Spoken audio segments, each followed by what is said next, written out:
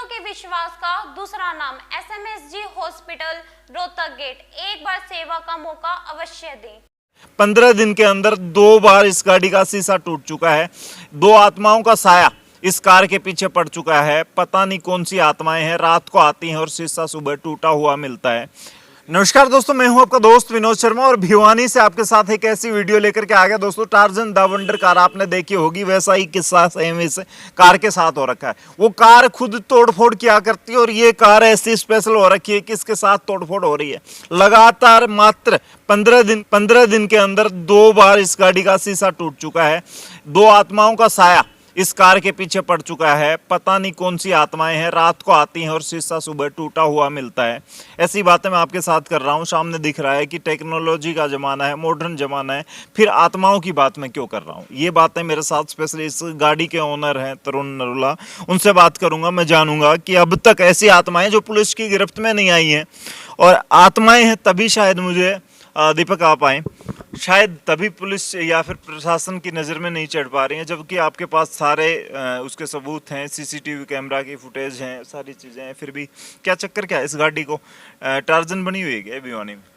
देखिए जी, पहले 8/3/2022 को एक बार इसका शीशा पहले टूटा हुआ था। मैं सुबह उठा, गाड़ी स्टार्ट करने के लिए देखा, मैंने सोचा कि किसी बच्चे ने तोड़ दिया होगा, मैंने इग्नोर कर दिया। अब 18/4/2022 को फिर एक बार फिर टूट गया 4 बजे सुबह, जिसमें मेरी माता जी ने 2 युवकों को बाइक पर तोड़ के भागते हुए देखा है। और साथ 399 में साथ में बिल्कुल कैमरे लगे हुए हैं, इसमें सीसीटीवी फुटेज भी बिल्कुल साफ़ नज़र आ रही है।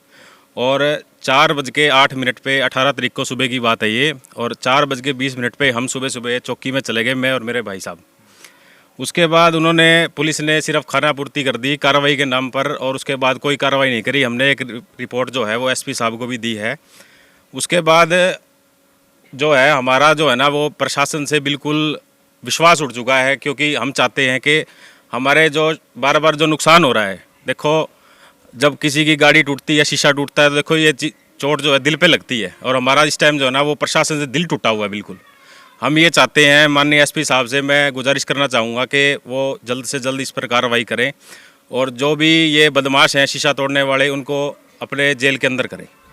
अच्छा, मिडिल फैमिली के लिए एक गाड़ी लेना बड़ी मुश्किल हो जाती है। एक सपना होता है अपना घर बनाना, अपनी गाड़ी खरीदना, और फिर उस गाड़ी कौन सी दुश्मनी है, कोई का आपने बुरा कर रखा है, हर बार आपके शीशा तोड़ते हैं, या फिर कोई भी गाड़ी मतलब उनको खड़ी दिख जाती है तो उसका ही तोड़ देते हैं, आसपास टूटते हैं दूसरे से? देखिए जी, अभी तक तो सिर्फ और सिर्फ मेरी को ही टारगेट किया जा रहा है, मेरे अलावा अभी किसी को टारगेट नहीं किया गया है। इस प्लाट में 3-4 गाड़ियाँ और भी खड़ी होती हैं।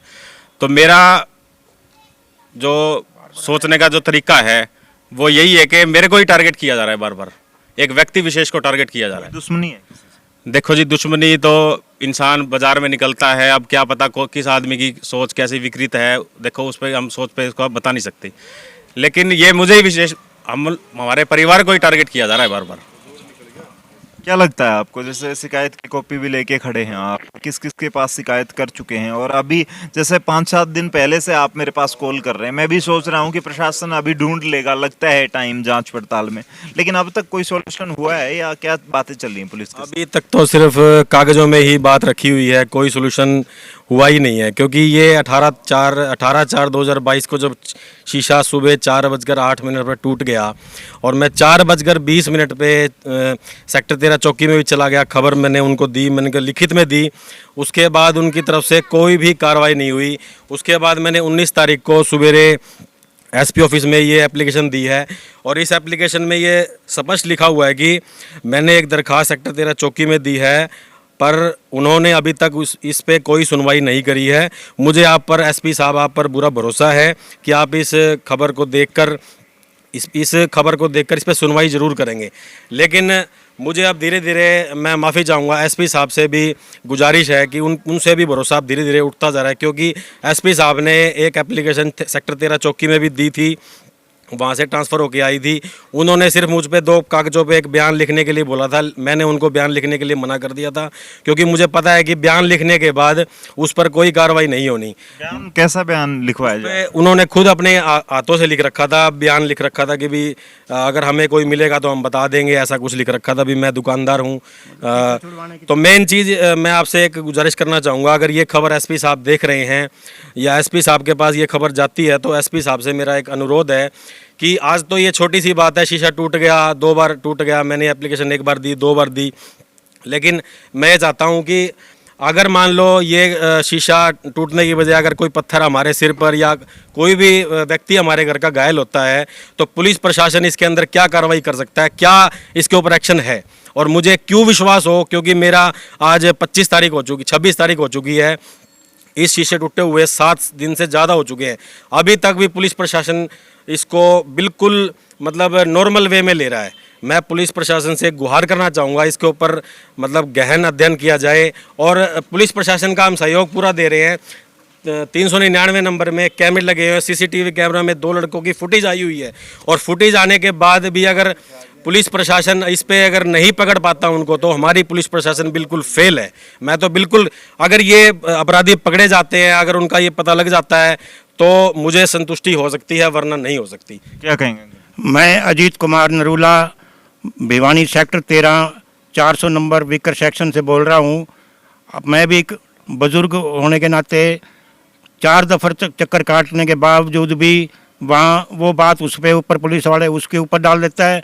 अब एसपी साहब ने भी फ़ोन SHO के पास करा था, और वो मैडम रेखा के यहाँ जो सेक्टर 13 की मैडम है, रेखा के पास भी उन्होंने ये सौंपा। रेखा ये कहती है जी SHO से मिलो, वो बात उसके ऊपर डाल रहा है, वो उसके अभी तक सुनवाई एक धेले की नहीं हुई, जिसके कारण अब पड़ोस के जो अपने मेंबर खड़े हैं साथ में, वो भी दहशत के माहौल में खड़े हैं। कल इनके साथ हुआ है, आज उनके साथ हो रहा है। इस माहौल को अगर टाइम पे नहीं संभाला हो गया तो सारी जिम्मेवारी प्रशासन की होगी, और प्रशासन हमारे को उम्मीद है पूरा ध्यान दे। अगर नहीं देता तो हम 10 बंदे इकट्ठे होकर चौकी पे जाएंगे, और हम रुकने वाले नहीं हैं। कल को जाम भी लगाना पड़ा तो भी जाम लगाने के लिए हम 20 बंदे घंटाघर चौक पे भी ये काम कह सकते हैं कि, लेकिन हम चाहते हैं कि सुनवाई चाहे तो क्या नहीं कर सकती पुलिस, लेकिन पुलिस के प्रशासन में सारी बात होती है। इनको आइडिया होता है कि कौन बंदा शरीफ है, कौन बदमाश है, और कौन ये काम कर सकता है। अब ध्यान दिया जाए तो काम इनके लिए कोई मुश्किल नहीं है। हम चाहते हैं भी प्रेम प्यार से काम निपट जाए तो बहुत अच्छी बात है। क्या कहेंगे पड़ोसी के तौर पर? पड़ोसी के नाते यही है जी, यहाँ तो फुटेज है, फुटेज देख के नहीं पकड़ सकते हैं। इसमें तो इतनी एक कहना चाहेंगे हम तो, ये फुटेज के खास बात तो ये है, फुटेज को पकड़ो आप और छोड़ो। ये तो हुआ बंदा है, इसको तो मतलब जरूरी है। कैमरे लगे हुए हैं तो मतलब बिल्कुल। क्या कैमरे और भी लगे हुए होंगे इस गली सेक्टर 13 में कम से कम 100 घरों से ज़्यादा मकानों में कैमरे लगे हुए हैं। अगर पुलिस चाहे, अगर ध्यान दे, तो कहीं ना कहीं उन बाइकों वालों का कहीं ना कहीं नंबर कोई ना कोई, क्योंकि उसमें हम जो फुटेज देख रहे हैं उसके अंदर एक आगे वाले लड़के ने शायद मुंह पर कपड़ा बांधा हुआ है, लेकिन पीछे वाले लड़के ने साफ बिल्कुल उसका तो चेहरा कहीं ना कहीं दिख सकता है। मैं तो पुलिस प्रशासन से यही कहूँगा कि कहीं ना कहीं अभी भी किसी ना किसी मकान में जो कैमरे लगे हैं उसमें फुटेज ज़रूर मिलेगी, उस घर में उस बंदे की ज़रूर फ़ोटो मिलेगी। और मुझे ये विश्वास है अगर पुलिस चाहे तो ये पकड़ सकती है इनको। जी, तो भिवानी एसपी के मैं हमेशा IPS अधिकारी के तौर पर भिवानी में जो काम कर रहे हैं उनकी हमेशा तारीफ करता हूं, लेकिन एसपी साहब आपकी नज़रों से या फिर आपकी ध्यान से कैसे ये ऐसी चीज़ें हट जाती हैं? इन लोगों की उम्मीदें होती हैं, एक सपना होता है कि अपनी गाड़ी होगी मिडिल फैमिली की, तो अपनी फैमिली के साथ एंजॉय कर पाएंगे अपनी जो लाइफ है उसको अच्छे तरीके से, लेकिन ऐसे अवरोध जो आते हैं बीच में, और आप देखिए किस तरीके से लगातार ये सिर्फ शीशा नहीं टूटा, इन लोगों के सपने टूट जाते हैं। तो प्लीज़ आप लोगों पर जितना इन लोगों को उम्मीद है, भरोसा है, और पीछे भी भिवानी के विद्यानगर से एक वीडियो मैंने कवरेज की थी, उस दौरान भी ऐसा ही हाल हुआ था। और मात्र 1 दिन की 10 दिन की बात नहीं होती, 15-15 दिन 20-20 दिन इंतज़ार करना पड़ता है। 6-6 महीने उस बुज़ुर्ग ने, रिटायर्ड कर्मचारी ने चक्कर काटे, तब जाके उसका कोई सॉल्यूशन नहीं हुआ। तो कहाँ आपका प्रशासन काम कर रहा है? क्या कमी कहाँ है? क्या भिवानी की जनता भरोसा करे नहीं करे? लेकिन जिस तरीके से इन्होंने इन्होंने देखा था, मतलब 8 तारीख को टूटा हुआ था। आपने पहले भी देखा है इनका हाँ, पहले भी टूटा था और बाद में सुबह 4-5 बजे की बात है। क्लिप भी देखी होगी आपने। अच्छा। पुलिस में भी की है कंप्लेंट, पुलिस वाले अभी थोड़ी कम कार्रवाई कर रहे हैं। तो देखिए, लोगों का कहीं ना कहीं बोल भी नहीं पा रहे हैं, और पुलिस प्रशासन लोगों की सेवा के लिए होता है। जो भी प्रशासन काम करता है, चाहे सिविल की बात कर लें, दूसरों की बात कर लें, या पुलिस प्रशासन की बात कर लें, हर कोई आम जनता की भलाई के लिए उनकी सेवा और सुरक्षा की बात जो करता है, हरियाणा पुलिस हमेशा स्लोगन होता है उनका। तो प्लीज़ आप लोग इनको भी सपोर्ट कीजिए। जितने लोग भी भिवानी में कहीं ना कहीं क्राइम को बढ़ावा देने की कोशिश करते हैं, युवा लड़के हैं, जो फुटेज आप इस वीडियो के दौरान देख रहे हैं, सीसीटीवी कैमरा में जो फुटेज आई है, छोटे छोटे लड़के पता नहीं किस साइड जा रहे हैं। मैं उन माता पिता से भी रिक्वेस्ट करना चाहूँगा कि आपके बच्चे पता नहीं रात के अंधेरे में क्या कुछ कर जाते हैं, आपको भी ध्यान रखना चाहिए। हो सकता है कि वो नए नए किसी नशे के चक्कर में या कोई दुश्मनी निकाल रहे हो और आपको खुद को पता ही नहीं हो, आने वाले वक्त में उन पर बड़ी कार्रवाई हो। तो माँ बाप को भी ध्यान रखना चाहिए। पुलिस प्रशासन से अपील करना चाहूँगा, प्लीज़ आप इस वीडियो को देख करके इन लोगों की हेल्प करें। और भिवानी में जितने लोग भी हैं, आपके भरोसे हैं, तो उन लोगों की सपोर्ट और सुरक्षा और सेवा की जो बातें चलती हैं, वो प्लीज़ आप उन तक पहुँचाएँ। आप पर भरोसा है भिवानी की जनता को। और जितने लोग भी देख रहे हैं, इस वीडियो को शेयर करें प्लीज़, ताकि इस वीडियो के माध्यम से सरकार और प्रशासन तक ये बात पहुँच पाए। जितने लोग भी देख पा रहे हैं, वो प्लीज़ इस वीडियो को शेयर करें। इन लोगों को भरोसे पर जो से विश्वास उठ गया है, पुलिस पर से जो विश्वास उठ गया है, वो विश्वास दोबारा से बने, पुलिस प्रशासन काम कर सके। इसलिए प्लीज़ आपसे अपील है, इस वीडियो को शेयर करें। तब तक के लिए धन्यवाद। राम राम, जय हिंद। दूसरे अस्पताल में बहू का उल्टा बच्चा बता दिया, हम तो सारे डर गए। उसके बाद में मैं शंकरगिरी हॉस्पिटल में आ गई और मुझे वहाँ पर नॉर्मल डिलीवरी हुई है। मैं और मेरे बच्चे दोनों ठीक हैं। मरीजों के विश्वास का दूसरा नाम SMSG हॉस्पिटल रोहतक गेट। एक बार सेवा का मौका अवश्य दें।